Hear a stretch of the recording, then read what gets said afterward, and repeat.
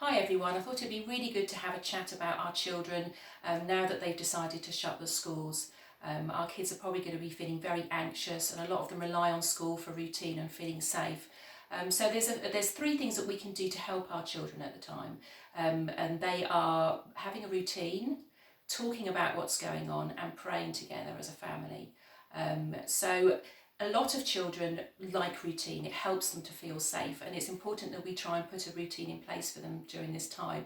So maybe have a chat with your partner, if you have one, this weekend about what your child's week is going to look like, and talk to them about it. So I'm sure the schools will be bringing out work online that they're going to be doing. So maybe set up a timetable for them so that during the week they know, okay, in the morning I'm going to be doing work. Put in other things that are going to help them as well. So they're going to need to be having exercise. They're going to need to be being outside. They need to have relaxation time.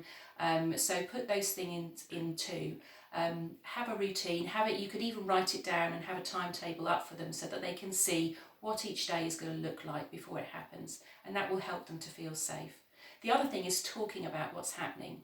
Now, we need to get a balance with this, because having the news on all the time in the house is not going to help with their anxiety levels. But also pretending it's not happening and not talking to your children about this is also not going to be helpful for them. So it's getting that balance between talking about what's happening, talking about their feelings. You can even have a bit of paper up every day. How am I feeling today? And they can write that down and you can unpack that. So it's just getting that balance of giving them information, allowing them to talk about what their worries are, but not overloading them with news and anxiety. Maybe choose to have the news on when they've gone to bed in the evening, or talk to people about it when they're in bed.